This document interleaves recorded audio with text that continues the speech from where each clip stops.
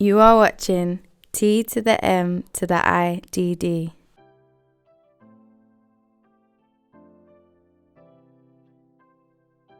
What is going on, ladies and gentlemen? T to the M to the I D D. We are back with another video. This video, I haven't done one of these in a long time, but I really think for this particular photo shoot, I should really break down how I got this shot. Now, this was on a recent photo shoot that I just did over the past summer, and it had got a great response from everybody in the community. So I appreciate you all watching that and all the compliments that you gave me on those particular portraits. Now let's talk about the gear that I used for this photo shoot. A lot of people know that I'm primarily a Nikon user. So I have my Nikon Z7 II, and then I have my trusty Godox AD300 Pro, and then I had a 34-inch beauty dish. Okay, now for my lens, nowadays I really carry two lenses. That's the Sigma 35 1.4, and then I keep a Nikkor 85 1.4, which is a f-mount lens for my Z system. And so immediately for this scenario, okay, I'm thinking a lot of things, and as a photographer, these are the things that are going through your head, or should be going through your head, when you are getting this shot. Right now, 35 is called the environmental lens. I want some of the environment, but in this particular scenario, I am faced with trees, I am faced with a road, cars are going by, there's a traffic light in the background.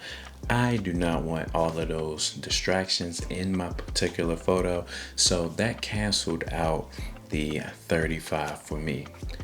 What is left is the 85. The 85 is perfect because it's going to really compress the background, bring everything in, and really let me get that tight shot so that I don't have all of those distractions in my particular shot. So that was the key with the gear. Now, with my flash, the Godox AD300, I've said time and time again, is the best off-camera flash that you can have, because I've literally have been able to use it with the bright sun and the extreme dark.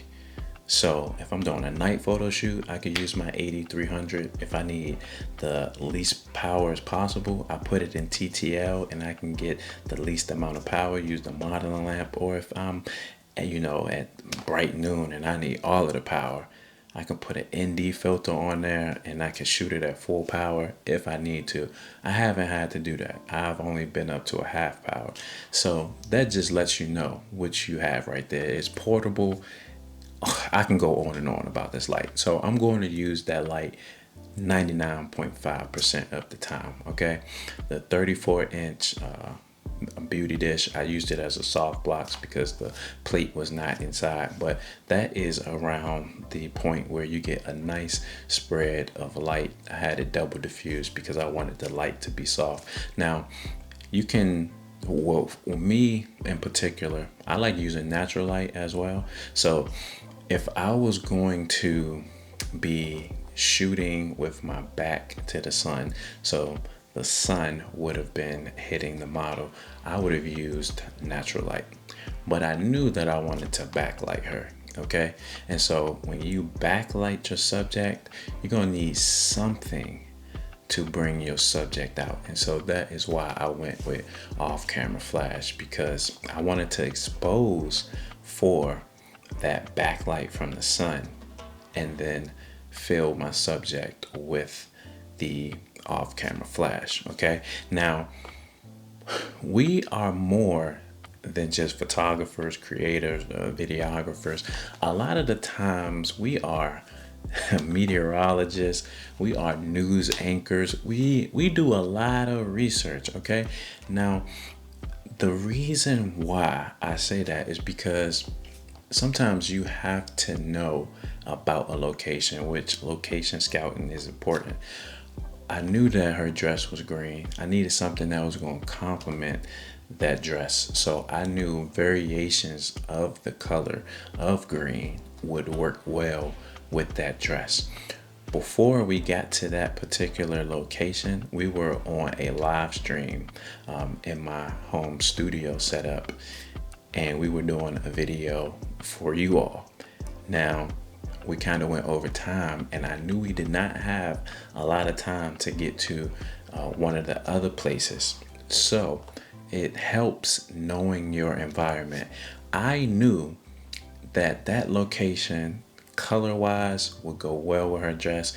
I also knew that that location at a certain time that we had to get set up, I knew that the sunset would be beautiful at that location. And that is because I have shot there about 3 or 4 times during around that golden hour time. So I knew exactly where that sun would fall, and I knew that it would be very golden, and you could just see from the backlight lining of the model how nice that sunset was in that particular place. So that is why I actually chose that location, because I knew all of those things about that location before even going there. So that is a pro tip right there. Make sure you learn locations, okay?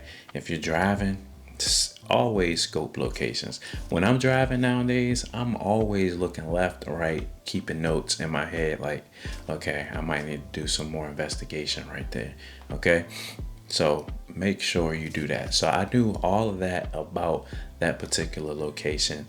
Now, when we go into the particular shot, we had a few places to shoot in this particular area. We had the street. I could compress it and get rid of some of the distractions. We had the sidewalk. But what led me to putting her in between those bushes for that shot was the fact that the street, it was too many distractions. On the sidewalk, it was covered too much with foliage for my liking, where the sunset would just peek through the foliage of the trees, and it wasn't giving me that full effect. So I knew I had to be somewhere between the sidewalk and the street, and I knew that I wanted layers. Okay, a lot of times when I shoot, you'll have the background, you'll have the subject.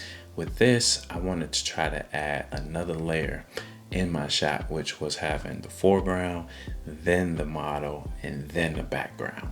So when I looked around me, I seen those trees. I seen that those trees were a darker green. So that's like a contrast between those greens that actually works well with a lot of things, especially when you want to be creative. So I knew that me merging those together would be perfect. And then you have kind of like this orange outline from the sunset. Those colors work beautiful. When you talk about complementary colors, things like that, all of this comes into play and really helps you when you are getting that shot. And also, this really helps you when you go into editing your photos, knowing how to offset those colors. Okay, so that is what led me to putting her in between those bushes. I knew that the colors would work well. I knew that I also had my layers because I had one bush closer to me, so that gave me some foreground that I could shoot through. I put the model in the middle, and then we still had the trees, the grass, and another bush behind the model that gave us our background. And we got that rim light. We added our flash, shot it with the Nikon Z7 II in the 85mm, and of course I shot it at 1.4 because look, that's just me. That's just my style. That's what I like. If I got something that's 1.4, I'm gonna shoot it at 1.4. 1.2, I'm gonna shoot it at 1.2. Probably 95% of the time. So those are all of the things that actually went inside my head while I was thinking of where we were going to shoot, and actually to the point of getting that shot. And I would say for 2023, these are probably some of my best shots that I love, that I actually capture, because T-Mid does a lot. So I was really happy with the results of this particular photo shoot. And again, appreciate you all sticking around, supporting that, and coming here, watching this one. T to the M to the IDD, and that is how I got the shot. Peace.